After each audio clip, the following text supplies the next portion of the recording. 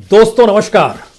दोस्तों, मुनाफा युक्त व्यवस्था और जिम्मेदारी मुक्त सरकार, भारत की यही दो पटरियां हैं जो आपस में तालमेल बैठाए रहती है और इस देश की जनता समझ नहीं पाती है कि दरअसल वह मुनाफे को देखे या जिम्मेदारी मुक्त सरकार को देखे, क्योंकि सरकार हर जिम्मेदारी से पल्ला झाड़ती चली जा रही है, लगातार झाड़ रही है और बार बार वह उस सिस्टम का हवाला देती है जिस सिस्टम की पहली और आखिरी जरूरत मुनाफा है। सरकार जिम्मेदारियों से जब मुक्ति की दिशा में बढ़ती है तो ऐसे में प्राइवेट सेक्टर आता है और जब प्राइवेट सेक्टर आता है तो इसके ठीक समानांतर उसे मुनाफा चाहिए, वह जनता से मुक्त हो जाती है। यानी प्राइवेट सेक्टर की जिम्मेदारी इस देश की जनता को संभालने की नहीं है, सरकार की जिम्मेदारी इस देश की जनता को देखने की है। लेकिन जब सरकार ने ही सब कुछ प्राइवेट हाथों में देना शुरू कर दिया तो फिर सिर्फ एक शब्द इस सिस्टम और इस सरकार के भीतर रेंगेगा, वह होगा प्रॉफिट का।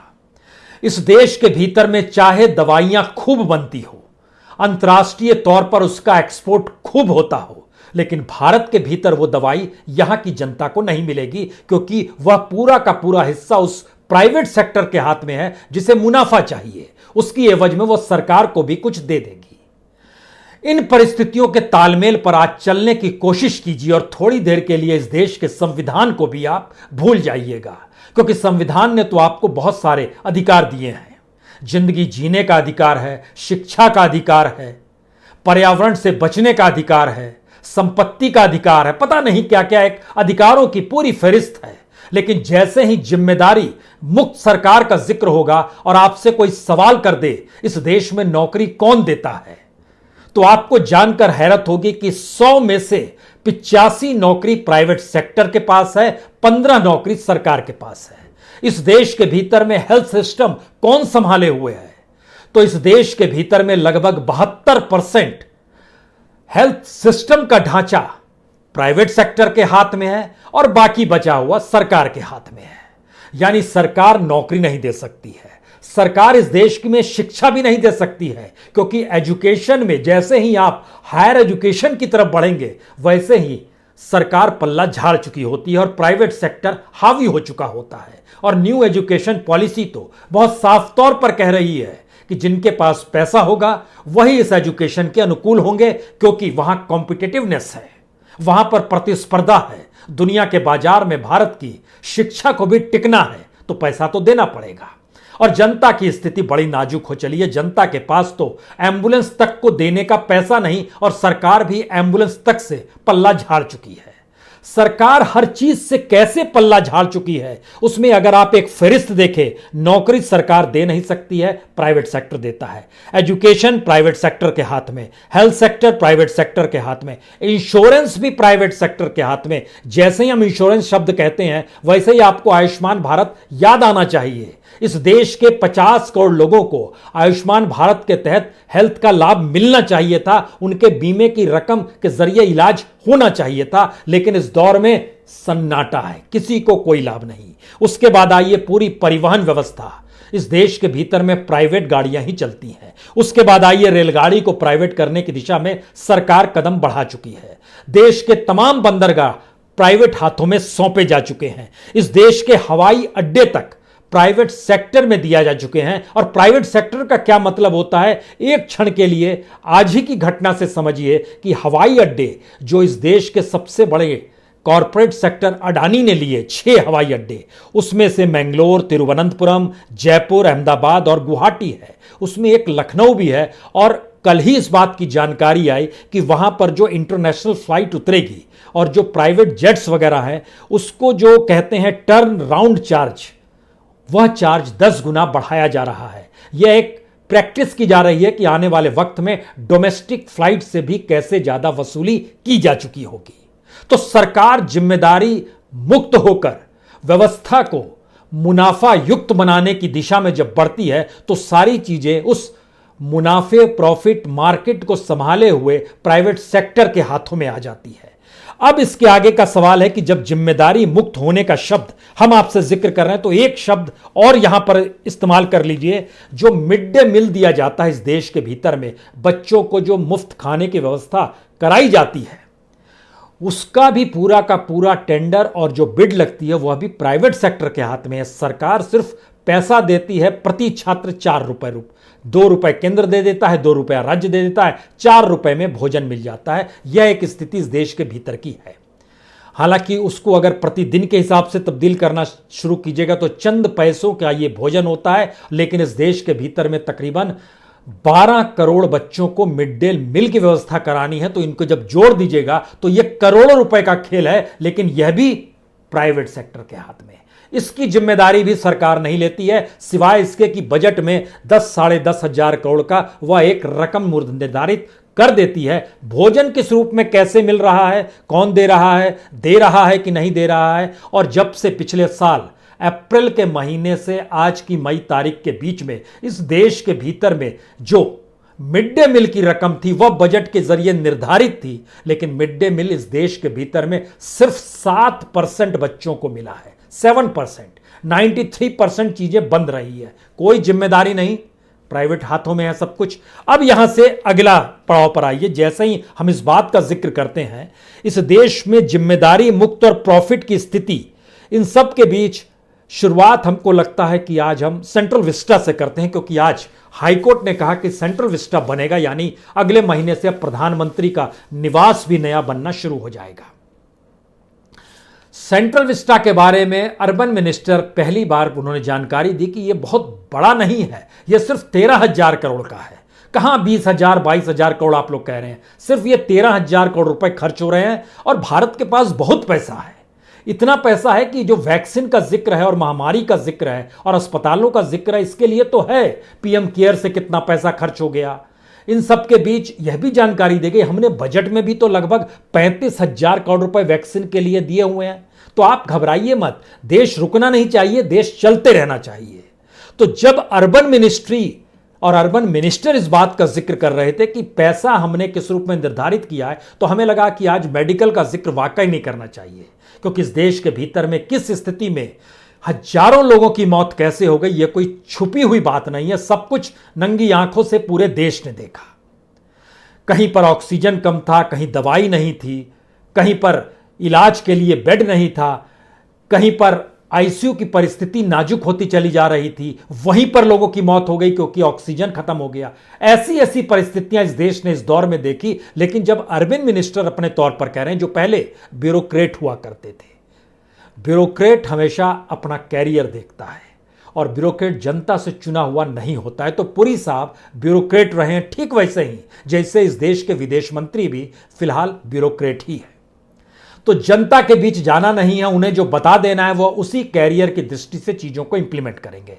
लेकिन इसी वक्त जिस समय यह बताया जा रहा था कि सेंट्रल विस्टा में 13,000 करोड़ रुपया लगेगा और हमारे पास तो खूब पैसा है, उन्होंने कई उदाहरण दिए इसके लिए कि अलग अलग प्रोजेक्ट्स देश में कहां कहां चल रहे हैं। उन्होंने बताया महाराष्ट्र में ही एमएलए का सचिवालय नहीं बन रहा है क्या, 9,000 करोड़ रुपए उस पर भी तो खर्च हो पा रहे हैं। उसी वक्त ministry of statistics and programme implementation की तरफ से एक रिपोर्ट निकल कर आई। उसने बताया इस देश के भीतर में लगभग 1,737 प्रोजेक्ट मोदी सरकार ने अभी तक बनाए हैं, लेकिन उन 1,737 प्रोजेक्ट में से जो 150 करोड़ से ज्यादा के प्रोजेक्ट हैं, उनकी संख्या है 470 जो अटक गई है। और कुल मिला के 525 प्रोजेक्ट ऐसे हैं जो अटके पड़े हैं। अटके इसलिए हैं क्योंकि बजट नहीं है, अटके इसलिए हैं क्योंकि रॉ मटेरियल नहीं है, यानी इस देश में इंडस्ट्रियल काम भी ठप पड़ा हुआ है तो रॉ मटेरियल नहीं है। अटके इसलिए हैं क्योंकि मजदूर अब शहर में आने को तैयार नहीं हो पा रहे हैं। अटके इसलिए हुए हैं क्योंकि आपके पास पैसा नहीं है। प्रोजेक्ट का ही जिक्र हम कर रहे हैं और इंफ्रास्ट्रक्चर प्रोजेक्ट का ही जिक्र कर रहे हैं जो अटके पड़े हुए हैं, और इसकी वजह से तकरीबन 4.38 ट्रिलियन बजट जो है सरकार पर बोझ बढ़ जाएगा, क्योंकि यह प्रोजेक्ट जो अब पूरे होंगे, क्योंकि सरकार ने जो पूरे 1,737 प्रोजेक्ट लिए थे उसके ऊपर लगभग 22 ट्रिलियन रुपया सरकार को देना था। 13 ट्रिलियन दे चुकी थी, यानी लगभग 49% दे चुकी थी। बाकी पैसा देना था, लेकिन अब वो बढ़ गया। नियम से जो पैसा देना था वो 11 ट्रिलियन और देना था, लेकिन अब 26 ट्रिलियन। वो अलग अलग माध्यम से सरकार पैसा कमाती है और सरकार उसको इन्वेस्ट करती है। ये मत सोचिए कि सरकार अपने खजाने से देगी, अलग अलग जरिए प्राइवेट सेक्टर को जोड़ेगी। आप इतना बना दीजिए, जैसे सड़क बना देते हैं तो फिर आप वसूली शुरू कीजिए, वहां पर टोल लगा दीजिए। ये एक पूरी प्रक्रिया है, लेकिन बजट नहीं है सरकार के पास, पैसा नहीं है। इस देश के भीतर रॉ मटेरियल की कमी है, लेबर्स के प्रॉब्लम आ रहे हैं, कुछ जगहों पर माइनिंग्स के प्रॉब्लम है, कुछ जगह पर पर्यावरण के प्रॉब्लम है। इन सब वजहों से इस देश के भीतर में 525 प्रोजेक्ट लेट चल रहे हैं। लेकिन सेंट्रल विस्टा बनना चाहिए, क्योंकि उसको लेकर जो सरकार जानकारी दे रही है कि दरअसल ये बहुत पुरानी इमारत हो गई है, संसद की इमारत बड़ी पुरानी हो गई है और ये सेस्मिक जोन 4 में आती है। सेस्मिक जोन 4 और भारत के भीतर दिल्ली का पर्यावरण, उसमें भी आप इंफ्रास्ट्रक्चर में खोद कर एक नया स्ट्रक्चर जब खड़ा करना चाहते हैं तो इसका मतलब है आप जिम्मेदारी से मुक्त हो गए हैं। दिल्ली और कितना पर्यावरण से घिरेगी, प्रदूषण से घिरती चली जाएगी, इस दिशा में ध्यान नहीं। बजट का पैसा जो होता है, लिमिटेड टैक्स पेयर का पैसा है, वो आपके घर का पैसा नहीं है, लेकिन आप उसको कैसे कहां लगाएंगे, यह एक पहला हिस्सा है। दूसरा हिस्सा जो हम आपको बताने वाले हैं, यह बेहद खतरनाक परिस्थिति है। यह इसलिए है क्योंकि इस देश के भीतर में बड़ी तादाद में लोगों की मौत दवाई ना मिलने से होती है, वैक्सीन ना मिलने से होती है। थोड़ी देर के लिए आप भूल जाइए हम कोविड का जिक्र कर रहे हैं। इस देश के भीतर जितनी भी बीमारियां होती हैं, उन बीमारियों की फेहरिस्त जब निकालना शुरू कीजिएगा, किसकी मौत किनसे हो गई और उससे जुड़ी हुई दवाई भारत के बाजार में नहीं थी, वह एक्सपोर्ट कर दी गई। दुनिया के लिए भारत दवाई का कैपिटल इसलिए है क्योंकि दुनिया के बाजार में हर 3 दवाई में से 2 दवाई भारत के जरिए एक्सपोर्ट की गई होती है।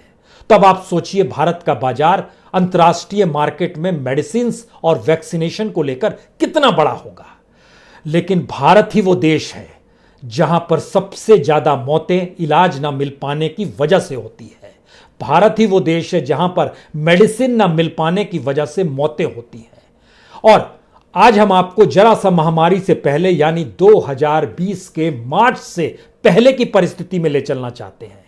इस दौर की परिस्थिति भी आपको बताएंगे, लेकिन जरा समझना शुरू कीजिए। भारत ने बड़ी तेजी से प्रोग्रेस की है। भारत का डेवलपमेंट मेडिसिन के क्षेत्र में गजब का है। जब मनमोहन सिंह 2004 में इस देश में सत्ता में आए थे, यानी अटल बिहारी वाजपेयी की सरकार जा रही थी, उस समय भारत 307 करोड़ रुपए की मेडिसिन को एक्सपोर्ट किया करता था। जब पहला इलेक्शन तक पहुंचे तो मनमोहन सिंह के दौर में यह डबल हो गया, 758 करोड़ हो गया। मनमोहन सिंह जब जा रहे थे 2014-15 में, भारत 3525 करोड़ की मेडिसिन को एक्सपोर्ट कर रहा था। और आज की तारीख में जब हम आपसे बात कर रहे हैं तो यह 6000 करोड़ पार कर चुका है। तो भारत की मेडिसिन का एक्सपोर्ट जो है इस लहजे में है। और इसके साथ साथ वैक्सीन भी भारत जो दुनिया को देता है वह भी कमाल का है। वह वैक्सीन हर तरह की वैक्सीन है, जो पोलियो से जुड़ी हुई है, जो सिंगल वैक्सीन दी जाती है अलग अलग बीमारियों को लेकर, या फिर जो हेपेटाइटिस है, जो टीबी है, जो कॉलरा है, जो टाइफाइड है, जो टेटनस है, जो एंटी रेबीज है, जो डीपीटी ट्रिपल एंटी, जो वोपिंग कफ है, जापानीज इंसेफ्लाइटिस जिसमें गोरखपुर में बड़ी तादाद में बच्चे मर गए क्योंकि दवाई नहीं थी, उससे जुड़ा हुआ भी दवाई और वैक्सीन जो है भारत उसको भी दुनिया के बाजार में एक्सपोर्ट करता है। उसकी वजह प्रॉफिट वाला सिस्टम, यानी मुनाफा युक्त व्यवस्था। भारत के बाजार में जब हमने एवरेज निकाला कि भारत के बाजार में जब किसी कंपनी के भीतर कोई मेडिसिन और वैक्सीन बनती है और वो भारत के बाजार में ही बिकती है, तो उससे जितना प्रॉफिट होता है उससे लगभग 1000 गुना ज्यादा प्रॉफिट एक्सपोर्ट करने के बाद अंतर्राष्ट्रीय बाजार से उसको मिल जाता है। कंपनी को भारत के भीतर बेचने में लगभग 100% दवाई में प्रॉफिट का हिस्सा मिलता है, लेकिन बाहर बेचेगी तो 1000 गुना फायदा हो जाएगा। और इंटरनेशनली मार्केट में हर देश बड़ा कम टैक्स लगाता है। मेडिसिन को लेकर, वैक्सीन को लेकर बहुत कम टैक्स लगाए जाते हैं। इसीलिए जब हमने परखना शुरू किया कि जिन बीमारियों से भारत के भीतर मौत हो जाती है, उस बीमारी से जुड़ी हुई कितनी दवाइयां बाहर, जो मिक्स्ड वैक्सीन आई वो लगभग 1570 करोड़ की एक्सपोर्ट कर दी गई। ये हम सन 2020-21 का जिक्र आपसे कर रहे हैं, इसी साल का जिक्र कर रहे हैं जो वैक्सीन बाहर गई है। Mixed vaccine for MMR 1026 crore की, पोलियो की वैक्सीन 561 करोड़ की, सिंगल वैक्सीन जो अदर सिंगल वैक्सीन होती है 720 करोड़ की, हेपेटाइटिस की लगभग 118 करोड़ की, टीबी की 116 करोड़ की, डिप्थेरिया और टेटनस की लगभग 107 करोड़ की, एंटी रेबिस 78 करोड़ की, टेटनस की 60 करोड़ की, डीबीटी ट्रिपल एंटीजन 42 करोड़ की। हम इन बातों का जिक्र इसलिए कर रहे हैं क्योंकि इसी दौर में भारत के भीतर जो मौत होती है वो मौत कितनी भयावह होती है उसका डाटा यूनिसेफ की रिपोर्ट में निकल कर आया 2019 के। 2019 में भारत ने लगभग 5000 करोड़ की मेडिसिन एक्सपोर्ट की। उसी दौर में भारत की तरफ से जो वैक्सीन का एक्सपोर्ट हुआ वह भी अलग से लगभग इतने ही 5000 करोड़ के लगभग वैक्सीन का भी एक्सपोर्ट हुआ। लेकिन यूनिसेफ की 2019 की रिपोर्ट बतलाती है, यह सिर्फ रिपोर्ट जो हम आपको बता रहे हैं वह इस दौर की रिपोर्ट है जिस वक्त भारत के भीतर मौतों का सिलसिला लगातार बढ़ता चला जा रहा था और कोविड की परिस्थितियों के साथ मौत का आंकड़ा जुड़ते चला गया। इसका जो डाटा निकल कर आया सन 2020 का, इस देश के भीतर में 99,36,029 मौत हुई, टोटल मौत। यह डाटा यूनिसेफ का है। उसने बताया यानी डेली मौत जो भारत में हो रही थी वो 27,525 लोगों की मौत होती थी। अब इसमें जो एक्सीडेंटल और सुसाइड मौत है उसको थोड़ा सा अलग कर दीजिए। 1,64,774 मौत जो होती थी एक्सीडेंटल थी, सुसाइड थी। महत्वपूर्ण ये नहीं है, महत्वपूर्ण ये है जो हम आपको बताने वाले हैं। महत्वपूर्ण यह है कि डायरिया से भारत के भीतर में 1,28,361 मौत हो गई। ट्यूबरकुलोसिस से 92,746 मौत हो गई। ARI यानी एक्यूट रेस्पिरेटरी सिस्टम से 84,584 मौत हुई। डायबिटीज से 56,390 मौत हुई। मलेरिया से 45,755 मौत हुई। यानी जब इस बात को निकालना शुरू किया गया तो पता चला कि भारत के भीतर अगर इन्हें दवाई मिल जाती यानी हमारा हेल्थ सिस्टम मजबूत होता, इन्हें वैक्सीन मिल जाती यानी हमारे पास हेल्थ सिस्टम वाकई ऐसा होता कि यहां पर बनने वाली दवाई इन मरीजों को तक पहुंच जाए, तो यूनिसेफ कहता है कि 5,44,853 लोगों को बचाया जा सकता था। यह स्थिति इसलिए दर्दनाक है क्योंकि 2020 में जब हम आपसे जानकारी दे रहे हैं कि लगभग 99 लाख लोगों की मौत हुई, तो उसमें यह जानकारी जो है यह कोविड से ठीक पहले 30 जनवरी से 3 मई तक की जानकारी है। यानी 30 जनवरी से 3 मई के बीच में जो 5,44,853 लोग मलेरिया से मरे, डायबिटीज से मरे, एक्यूट रेस्पिरेटरी सिस्टम से मरे, ट्यूबरकुलोसिस से मरे, डायरिया से मिले और कैंसर की भी जो फर्स्ट स्टेज होती है उसमें लगभग 1,37,000 लोगों की मौत हुई। ये सारी मौतें बचाई जा सकती थी। मेडिसिन नहीं थी, दवाई नहीं थी तो मुश्किल आ गई। अब इसके आगे का सवाल यह है कि भारत के भीतर में जब मेडिसिन भारत हब बना हुआ है दुनिया के लिए, तो वो कौन सी स्थिति थी जो इसी पीरियड में भारत में वैक्सीन की कमी हो गई। दुनिया के बाजार में भारत ने लगभग 6 करोड़ वैक्सीन कोविड से जुड़ी हुई दुनिया के अलग अलग देशों में दी, लगभग 6.5 करोड़। ये कोई छुपी बात नहीं है, सरकार की साइट पर है, जो एक्सटर्नल अफेयर मिनिस्ट्री है वो बतलाती है। लेकिन महत्वपूर्ण इसके आगे की परिस्थिति है। भारत जो वैक्सीन सप्लाई दुनिया भर के भीतर करता है उसमें फार्मास्यूटिकल्स एक्सपोर्ट प्रमोशन कंपनी जो है वो एपेक्स बॉडी है दरअसल ड्रग एक्सपोर्ट कंपनी की, जो कि भारत की जो कॉमर्स इंडस्ट्रियल मिनिस्ट्री है उसके मातहत सी सारी चीज़ें आती हैं। उसने जानकारी देनी शुरू की, उसका जो डाटा आया सामने, उसने बताया कि 2020-21 में सबसे कम वैक्सीन सप्लाई की गई, ये सिर्फ 2,515 करोड़ की। इससे पहले साल 2019-20 में 6,363 करोड़ की वैक्सीन सप्लाई की जा रही थी। यहां पर 2-3 सवाल निकल कर आते हैं। सबसे बड़ा सवाल यह है कि जिस दौर में कोविड आया, सारी मौतें कोविड से हो रही थी या हम पुरानी मौतों का जब सिलसिला देखते हैं तो वह भी उनके साथ कोविड का वायरस के मिलने के बाद मौत और ज़्यादा बड़ी और तीखी होती चली गई। और उसकी सबसे बड़ी वजह यह थी कि उस वायरस को लेकर ही इलाज के लिए सारे अस्पताल खुल गए, बाकी इलाज सब लगभग बंद कर दिया गया। उसका डाटा निकल कर आता है कि भारत में हर साल एवरी ईयर 24 लाख लोगों को बचाया जा सकता है। ये जो हमने आपको बताया था 5,44,853 लोग, जो यूनिसेफ की रिपोर्ट कहती है, सिर्फ 30 जनवरी से 3 मई तक की जानकारी थी 2020 की। लेकिन एवरी ईयर का जब एवरेज निकाला गया तो पता चला कि 24 लाख लोगों को बचाया जा सकता है और एवरेज लगभग 1 करोड़ लोगों की मौत हो जाती है इस देश के भीतर में, यानी 25% लोगों की जान बचाई जा सकती है सिर्फ मेडिसिन हेल्थ सेक्टर को मजबूत करके, वैक्सीनेशन देने की परिस्थिति में लाकर। लेकिन वह पूरी दवाई और पूरा वैक्सीनेशन जो भारत के भीतर में है, वह भारत से ज्यादा अगर उसको बाहर एक्सपोर्ट कर दीजिएगा तो वहां मुनाफा ज्यादा होगा।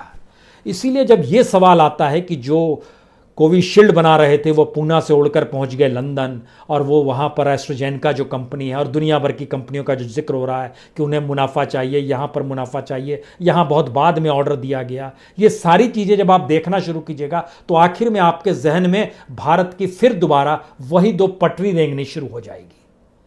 जिम्मेदारी अपने कंधों पर मत लीजिए, सरकार ने इसको अपना मूल मंत्र बना लिया है। सारी जिम्मेदारियों से मुक्त हो जाइए, सारी जिम्मेदारी प्राइवेट सेक्टर के हाथ में दे दीजिए। प्राइवेट सेक्टर मुनाफा कमाएगा और आपको टैक्स के रूप में, कमीशन के तौर पर और बाकी माध्यमों से आपको देता रहेगा। और ये प्राइवेट सेक्टर जो है ये जनता से टैक्स वसूलेंगे, जनता से कीमत वसूलेंगे, जनता से पैसा वसूलेंगे, उसका हिस्सा आप देते चले जाएंगे और जनता उसको खरीदने कमाने के लिए वो जनता और ज्यादा मेहनत करेगी। तो एक साइकिल ऐसी बना दी गई कि भारत की जनता के प्रति इस देश की सरकार की जिम्मेदारी बिल्कुल ना रहे। लेकिन जिंदगी जीने के लिए जो जरूरत भरे सामान है, जो न्यूनतम जरूरतों से जुड़ी हुई चीजें हैं, उसको भी जब आप प्राइवेट सेक्टर के हाथ में दे देंगे तो प्राइवेट सेक्टर उनकी वसूली अपने तौर पर और ज्यादा करते चला जाएगा। यानी ये एक करप्शन का एक ऐसा खाका है जिसके दायरे में ये पूरा देश फंस गया। शायद इसीलिए मौका मेडिसिन बेचने वाले को मिला तो उसने वहां भी कमा लिया, मौका एम्बुलेंस चलाने वाले को मिला और उसके मालिक को मिला, उसने वहां भी कमाई कर ली, मौका अस्पतालों को मिला, वहां भी कमाई हो गई, ऑक्सीजन देने की परिस्थिति में मौका मिला, वहां भी कमाई कर ली। और तो और शमशान घाट के भीतर भी नंबर पहले आ जाए बाद में आ जाए, इसमें भी कमाई होने लगी।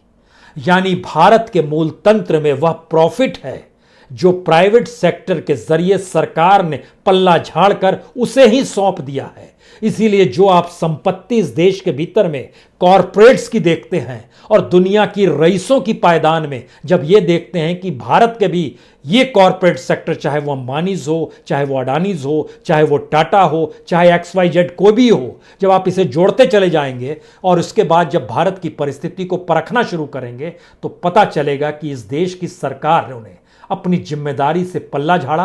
किसी ने बैंक बेचा, किसी ने PSU बेचा, किसी ने अस्पताल के लाइसेंस दे दिया, किसी ने एजुकेशन का लाइसेंस दे दिया, किसी ने बंदरगाह दे दिया कि अब रेलवे देने वाला है। सारी चीजें प्राइवेट हाथों में सौंपकर सरकार जिम्मेदारी से मुक्त है और इस देश का सिस्टम प्रॉफिट से युक्त है।